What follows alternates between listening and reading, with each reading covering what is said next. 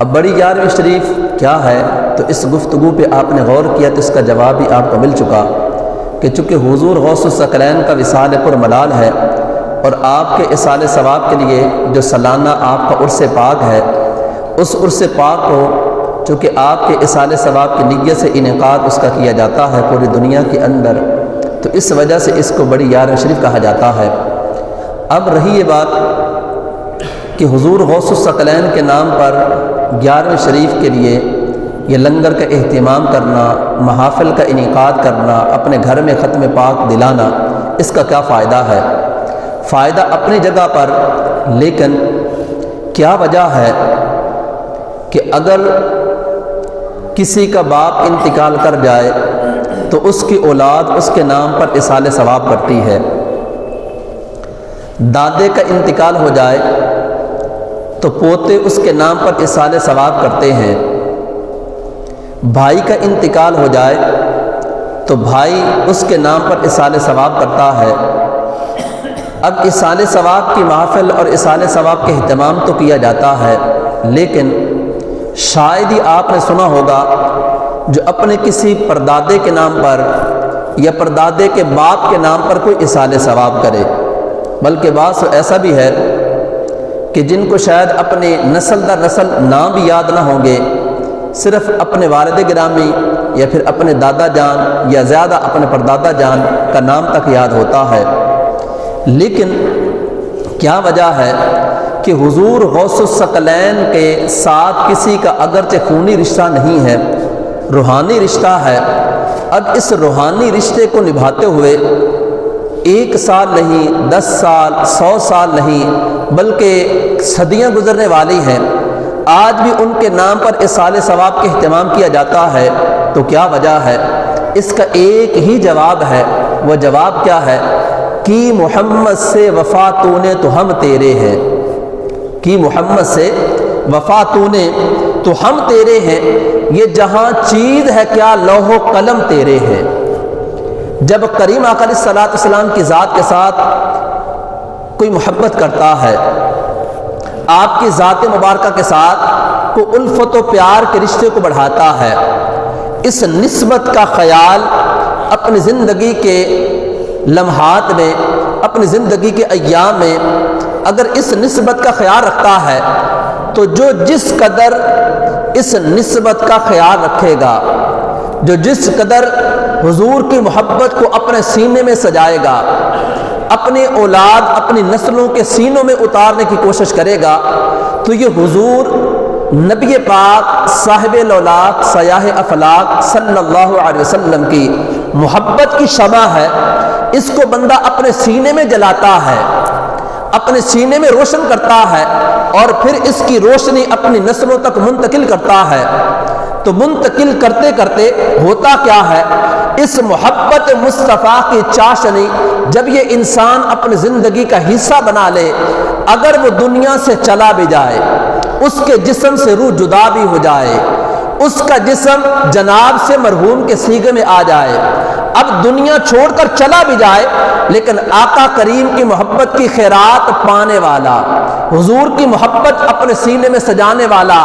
دنیا سے چلا تو جاتا ہے، لیکن اللہ کا قرآن یہ بیان فرماتا ہے فَلَا نُحْيِيَنَّهُ حَيَاةً طَيِّبَةً، ایسے لوگوں کا نام ہمیشہ کے لیے زندہ کر دیا جاتا ہے۔ تو میرے معزز، آج جمعۃ المبارک کا یہ مبارک دن ہے، حضور غوث الثقلین کے حوالے سے ہم کچھ سنتے، لیکن آج دل بھی رنجیدہ ہے، اور ایک عجیب و غریب کیفیت ہے، وہ یہ ہے کہ رات ایک ایسی عظیم ہستی جو سرمایہ اہل سنت ہیں، فخر اہل سنت ہیں، جن کی زندگی کے گوشوں کو دیکھا جائے، جن کی زندگی کے لمحات کو دیکھا جائے، تو وہ ناموس رسالت کے ایسا پہرا دینے والے کہ نہ صرف اپنی جان بلکہ اپنی نسلوں کی جان کے قربان کرنے کا نہ صرف ارادہ بلکہ اس کو حقیقی جامہ پہنانے والے، اور اس سوئی ہوئی امت کو جگا کر عشق مصطفیٰ کی شمع ان نوجوانوں کے سینوں میں سجانے والے، اور ایک ایسا درد اور ایسا ایک الفت و محبت کا جام دینے والی ہستی، وہ شیخ الحدیث و تفسیر حضرت علامہ مولانا خادم حسین رضوی صاحب رحمۃ اللہ تعالی علیہ، رات ان کا انتقال پرملال ہو چکا ہے۔ اللہ کریم حضرت کے روح پر کروڑ کروڑ رحمتوں کو نزول فرمائے۔ یقیناً ایسے علماء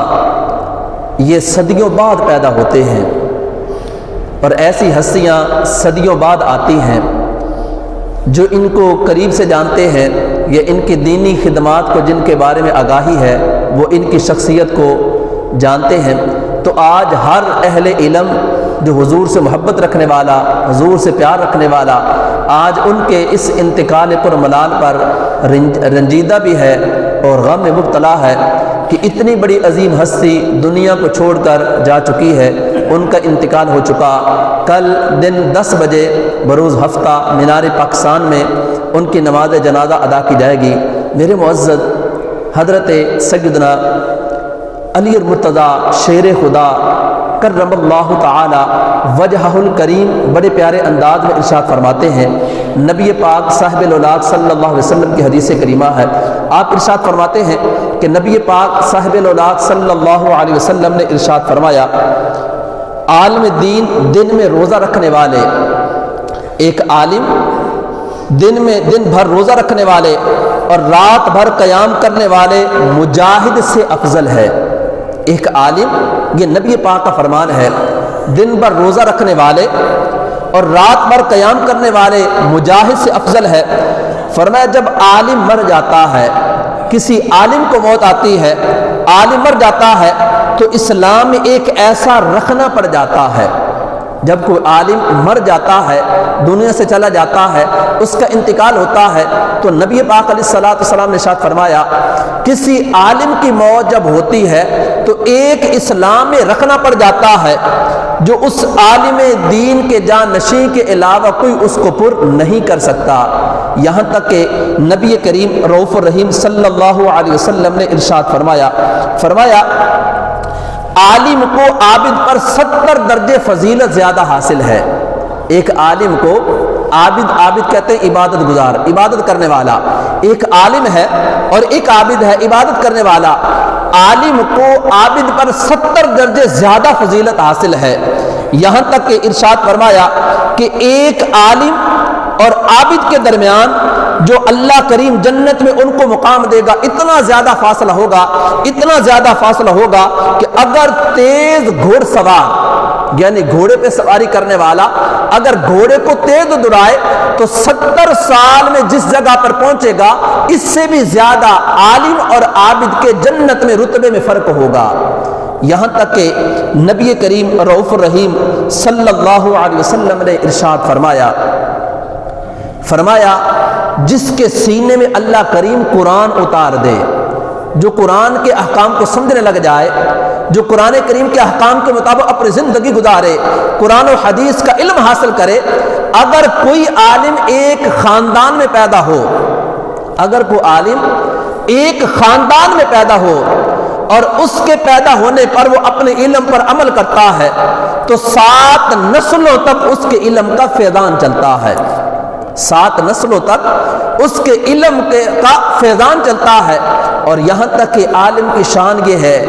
جو عالم دین ہے اس کی عظمت اور شان یہ ہے کہ نبی کریم رؤوف الرحیم صلی اللہ علیہ وسلم نے ارشاد فرمایا جب یہ عالم دین بننے والا دین کی طلب میں اپنے گھر سے نکلتا ہے، دین کی طلب میں دین کا علم حاصل کرنے کے لیے، دین کے احکام سیکھنے کے لیے، قرآن کریم کے احکام سیکھنے کے لیے اپنے گھر سے نکلتا ہے، اب اپنے گھر سے نکلتا ہے تو اللہ کی رحمتوں کا حال یہ ہوتا ہے، یہ ایک طالب علم جو ابھی عالم بنا نہیں ہے، صرف علم کے جستجو میں نکلا، علم حاصل کرنے کے نکلا، قرآن و حدیث کی معرفت لینے کے لیے نکلا ہے، اپنے گھر سے قدم اٹھاتا ہے تو اللہ کی رحمت کے فرشتے اس دین کے طالب علم کے قدموں کے نیچے اپنے پر بچھا دیتے ہیں۔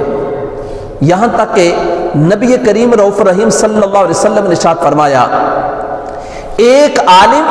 اور ایک عابد، عبادت کرنے والے کو عابد کہتے ہیں اور علم والے کو عالم کہتے ہیں، فرمایا ایک عالم شیطان پر 70 سے زیادہ عابدوں سے بھاری ہے۔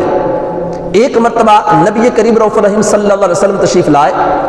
تو کیا دیکھتے ہیں کہ شیطان مسجد کے دروازے پہ کھڑا ہے اور مسجد میں ایک شخص سو رہا ہے اور دوسرا عبادت کر رہا ہے۔ اب شیطان مسجد میں داخل نہیں ہوتا، مسجد کے باہر کھڑا ہے، ایک بندہ کبھی قیام کرتا ہے، رکوع کرتا ہے، سجود کرتا ہے، بندگی میں مشغول ہے، اور ایک بندہ آرام کر رہا ہے، وہ سو رہا ہے۔ نبی پاک صاحب الاولاق صلی اللہ علیہ وسلم نے ارشاد فرمایا، اے شیطان تو مسجد کے دروازے پہ کیوں کھڑا ہے، کیا وجہ ہے؟ تو آگے سے شیطان جواب دیتا ہے کہ میں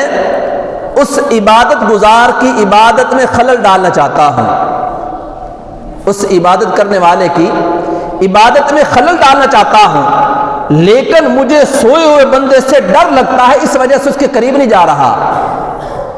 نبی پاک صاحب الاولاق سیاح افلاق صلی اللہ علیہ وسلم یقیناً آپ ہر ظاہر اور ہر باطن کو جانتے ہیں، آپ پر ہر بات عیاں ہے، جاننے کے باوجود آپ نے ارشاد فرمایا کہ سونے والے سے کیوں ڈرتا ہے؟ تجھے ڈرنا تو عبادت والے سے چاہیے، جو قیام کرتا ہے، رکوع کرتا ہے، سجود کرتا ہے۔ تیرا کام بندے کو عبادت سے دور کرنا ہے، تیرا کام بندے کو رب کی بندگی سے دور کرنا ہے، اور تجھے ڈرنا تو عبادت والے سے چاہیے،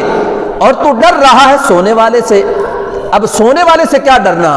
وہ تو سویا ہوا ہے، جب سو گیا تو اس سے کیا ڈر ہے تجھے تو عبادت والے سے ڈرنا چاہیے۔ تو آگے سے شیطان جواب دیتا ہے، حضور وجہ یہی ہے کہ عبادت والے سے ڈرنا چاہیے، لیکن میں سونے والے سے اس وجہ سے ڈر رہا ہوں، اس کی نماز میں خلل اس وجہ سے نہیں ڈال رہا، یہ سونے والا عالم ہے، یہ دین کو جاننے والا ہے، اگر میں اس کی نماز میں خلل واقع کروں گا تو وہ پھر عالم سے رہنمائی لے کر جب اپنی نماز کو درست کرے گا، میرے خلل ڈالنے کی وجہ سے اس کی عبادت میں ثواب میں جتنی کمی آئے گی، جب وہ عالم سے رہنمائی لے گا اور وہ رہنمائی دے کر اس کی عبادت کو درست کر دے گا، تو جتنی کمی آئے گی اس سے کئی گنا بڑھ کر اللہ کریم دوبارہ اس کو اجر عطا فرما دے گا۔ تو اجر جو ملے گا اس ملنے کی جو وجہ ہے وہ سونے والا عالم ہے کہ عالم کے درست کرنے پر اس کی عبادت میں اور زیادہ اس کو اجر دیا جائے گا۔ تو میرے معزز محترم دوستو بزرگوں، یقیناً کسی خاندان میں کسی عالم کا پیدا ہو جانا یہ کوئی سعادت سے کم نہیں ہے، یہ تو کوئی دنیا کا نظام ہے۔ ہم ہر اعتبار کو، ہر معاملے کو دنیاوی اعتبار سے دیکھتے ہیں۔ ہمارے ہاں کامیاب وہ ہے جس کے پاس اعلیٰ مکان ہے، کامیاب وہ ہے جس کے پاس سواری اچھی ہے۔ ہمارے ہاں معیار اعلیٰ ہونے کا یہ ہے کہ اعلیٰ وہ ہے کہ جس کو کوئی اچھی جاب مل جائے، اچھی نوکری مل جائے۔ یاد رہے یہ تمام تر دنیا کو جو معاملہ ہے یہ ہماری ضرورت ہے، مقصد یہ نہیں ہے، یہ ہماری ضروریات ہیں، یہ مقصد ہمارا نہیں ہے۔ مقصد کیا ہے؟ وما خلقت الجن والانس الا لیعبدون۔ قرآن کریم برہان رشید میں زندگی کا جو مقصد بیان کیا گیا وہ یہ ہے کہ اللہ کریم ارشاد فرماتا ہے، میں نے جنوں اور انسانوں کو اپنی عبادت کے لیے پیدا کیا، جنوں اور انسانوں کو اپنی عبادت کے لیے پیدا کیا۔ تو ہماری زندگی کا جو مقصد ہے وہ رب کی بندگی کرنا ہے۔ ہاں زندگی میں رہنے کے لیے ضروریات زندگی ہے، وہ کوئی اپنے جاب کر کے، کوئی تجارت کر کے، کوئی کھیتی باڑی کر کے ہر انداز میں اپنے نظام زندگی کو چلانے کی کوشش کرتا ہے۔ یاد رہے کسب حلال کمانا بھی عبادت ہے، کسب حلال کے لیے کوشش کرنا، کمانا، یہ بھی عبادت ہے، لیکن یہ جو عبادت ہے جو کسب حلال کی صورت میں، رزق حلال کی صورت میں ہے، یہ اس وجہ سے کہ نظام زندگی چلے، لیکن ہماری زندگی کا مقصد وہ یہ ہے کہ رب کی بندگی کرنا۔ اب رب کی بندگی میں ہم نے زندگی گزارنی ہے تو ہمارے ہاں جو ایک کامیابی کا راز اور ہمارے خیالوں میں یہ ہے، کسی کو اچھی جاب مل جائے تو وہ کامیاب ہے، کسی کا اچھا کاروبار چل جائے تو وہ کامیاب ہے۔ ارے ایسا نہیں، کامیاب وہ ہے جو فقہا جس کے بارے میں بیان فرماتے ہیں، علماء بیان فرماتے ہیں، محدثین بیان فرماتے ہیں کامیاب وہ ہے جو اپنی زندگی کے مقصد کے تحت زندگی گزارے اور پھر اپنے ایمان کو سلامت لے کر اس دنیا سے رخصت ہو جائے۔ اصل میں کامیاب وہی ٹھہرتا ہے۔